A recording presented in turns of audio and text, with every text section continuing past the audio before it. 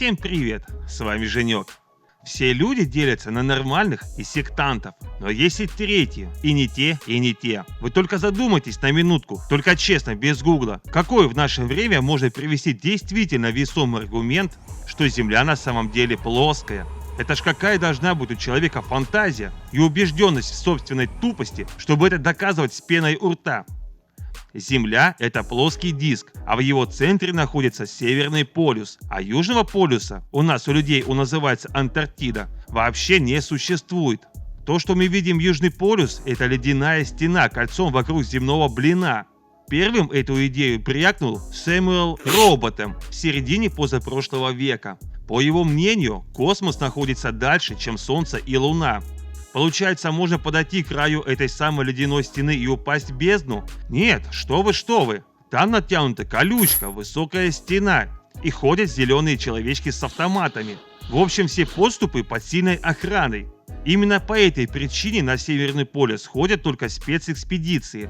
И обычным смертным туда попасть невозможно. Сразу отступлюсь. Это не мое мнение о плоскоземельцев. На самом же деле туда легко можно купить билет на круиз на атомном ледоколе. И тут плоскоземельцы встанут в позу. Это вселенский обман. Да, вы купите этот чертов билет, но вас отвезут к специальным созданным декорациям. Кстати, об обманах. Я могу перечислить все, по мнению плоскоземельцев, обманы, которые остальные люди обманом не считают. Итак, Австралии не существует. Это самая большая мистификация человечества. Все снимки с космоса – это ложь и обман. Джон Гленн, Юрий Гагарин – это лжецы и подлецы, купленные правительством, и они никуда не летали. А все снимки Земли с космоса – это фотошоп. И тут самая дичь. Полеты на самолете тоже ложь. По их мнению, не важно, что каждую секунду в небе тысячи и тысячи самолетов. Да блин, они сами летают, все видят. И все равно Земля плоская. Это решил доказать американец Майк Хьюз. Он сделал ракету, чтобы пролететь на высоте 550 метров и разоблачить всю ложь своими глазами. Кстати, он атмосферу называет атмоплоскостью. Это будет уже его второй полет. После падения первого полета он 2 недели ходить не мог.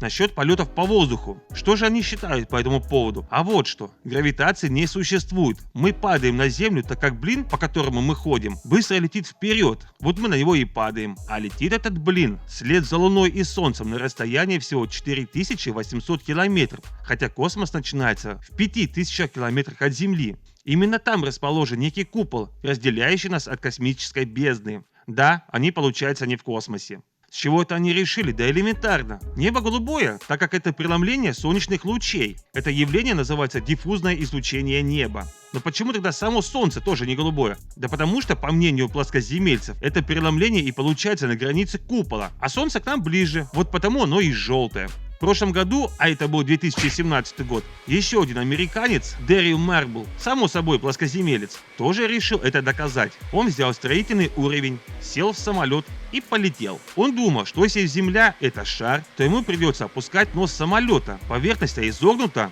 и вот тут-то уровень и должен был показать этот наклон. Но никакого наклона не было, а значит Земля плоская. Вот и все доказательство. Они такие тупые. Еще один янки сел в свой автомобиль и проехал 150 километров, записывая видео. А дома эту запись включил. Мол, если Земля это шар, то я должен подняться вверх. А на записи изгибов не было. А это значит, что Земля плоская. Впрочем, ни один из современных ученых не возьмется утверждать, что Земля это шар. Ведь она, как известно, сплющена у полюсов. Но тогда до какой-то же степени она все-таки плоская. На этом все. Всем спасибо, трезвого ума и пока.